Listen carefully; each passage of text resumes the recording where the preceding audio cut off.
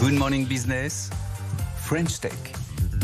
Retour de la matinale de l'économie à 8h22 sur BFM Business et sur RMC Découverte. La French Tech, ce matin, c'est avec Mathieu Carras. Bonjour, vous êtes le cofondateur et PDG de Myrsens. Ce sont des lasers infrarouges ultra précis. Vous nous en avez apporté un, c'est tout petit, et avec ça, avec cette petite pièce, on peut détecter des fuites de gaz, mais aussi protéger des missiles. Vous allez nous expliquer comment ça marche, à quoi ça sert. Vos clients, c'est surtout la défense. Alors aujourd'hui, la société tire ses revenus du secteur de la sécurité et de la défense, donc pour l'autoprotection des aéronefs, des hélicoptères, des avions.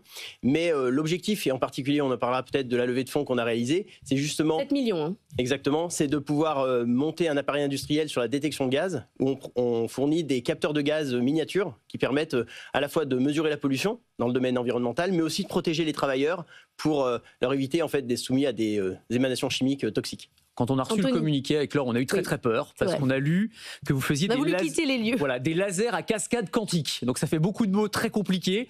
Alors moi j'ai demandé, comme à chaque fois que je comprends pas, j'ai demandé à ChatGPT de m'expliquer comme si j'étais un enfant de 5 ans. Donc je vais vous lire ce qu'il m'a expliqué et vous allez me dire, je parle sous votre contrôle, si ça correspond à peu près. Donc ChatGPT me dit, Myrsens est une entreprise très maligne qui fabrique des petites lampes spéciales qu'on appelle des lasers à cascade quantique. Ces lampes sont très puissantes et très précises. Elles peuvent aider à sentir les gaz dans l'air, un peu comme un nez magique qui détecte des choses invisibles. C'est à peu près ça ? C'est à peu près ça. Et dans notre cas, le laser va faire chanter le gaz et on va l'écouter avec des petits microphones de téléphone portable. Donc c'est des solutions tout semi-conducteurs qui nous permettent de miniaturiser, d'où la taille à laquelle on arrive. C'est grand comme une pièce de monnaie. Hein. C'est ça, c'est une pièce de monnaie. Mais de 1 euro, hein, pas de 2. Hein, oui, alors à dire que quand même, pour illustrer, on passe de solutions laser qui sont la Rolls en détection de gaz, qui font à peu près cette taille-là. Ah oui, donc il existe déjà aujourd'hui. Alors aujourd'hui, c'est une grosse boîte à outils. C'est ça, c'est ce qu'on appelle des racks dans le domaine industriel. Et le but, c'est de démocratiser en fait l'utilisation de ces lasers qui aujourd'hui n'existent pas dans des formats de petite taille et de permettre par exemple à un travailleur de porter ça sur un badge. Et alors comment c'est je le porte sur moi. Oui, on peut le porter et du coup, on va pouvoir savoir dans la journée si on a été par exemple soumis à des émanations, typiquement par exemple le benzène, qui est un polluant important dans le domaine pétrochimique, qui est responsable d'une grande quantité de leucémie. Aujourd'hui, il faut des alarmes, des solutions, on va dire indirectes pour protéger. Là, on va pouvoir avoir des protections directes. C'est un peu comme les mineurs à la fin du 19e siècle qui écoutaient dans la mine. Il fallait partir. Oui, c'est ça, au moment où il fallait partir. Voilà.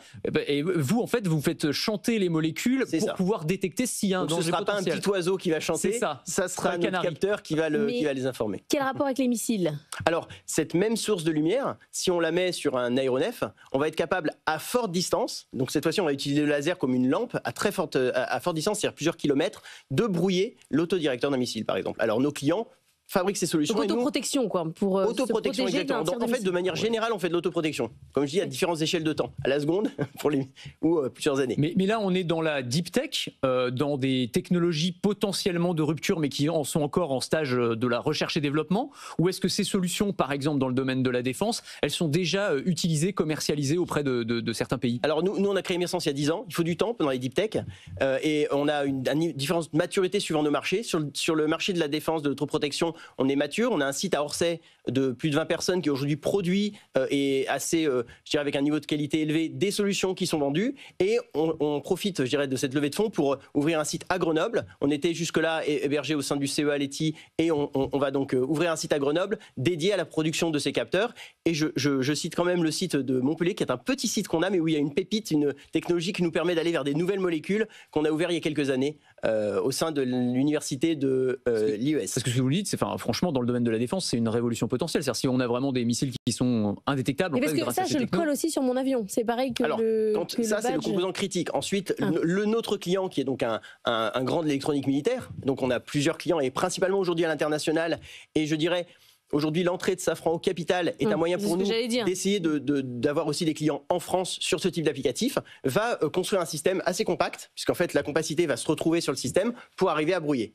Et donc aujourd'hui, c'est le site d'Orsay qui aujourd'hui produit ces systèmes-là, et on s'associe sur Orsay avec nos partenaires historiques tels que le 3.5 Lab, qui est un partenaire technologique qui nous permet en fait de réaliser la partie semi-conductrice de ce laser, puisque c'est du semi-conducteur. Et personne ne fait ça dans le monde. Vous êtes le fournisseur. Sur la partie autoprotection, on est très peu. On est 3 ou 4 dans le monde, mais notre marque de fabrique, c'est qu'on a soit des solutions américaines, mais qui elles sont finalement limitées au marché américain, et soit des solutions. Et en dehors des États-Unis, finalement, on est les seuls fabricants indépendants. Et ça, c'est très important, c'est-à-dire qu'aujourd'hui, on n'est pas affilié à un grand de l'électronique militaire, on est indépendant et on est européen. Et ça, c'est vraiment ce que vont chercher les gens, une marque qui est pas liée aux intérêts américains et qui est indépendante. Les autres cas d'usage, on a parlé donc de la défense, on a parlé de l'industrie pour la détection, par exemple, de gaz dangereux. Est-ce qu'on peut penser, je sais pas, l'analyse pour l'environnement, par exemple, la surveillance de la pollution ou de problèmes dans l'air. Enfin, à quoi vous pensez pour la suite? Alors, côté environnement, on cherche à être un leader des solutions pour la maîtrise de la qualité de l'air, que ce soit au niveau des gaz à effet de serre, qu'on mesure extrêmement bien, mais aussi bien en mesure ambiante qu'en émissions. Je donne un exemple, par exemple, aujourd'hui on travaille avec le groupe Rio Tinto pour limiter les émissions du procédé d'aluminium.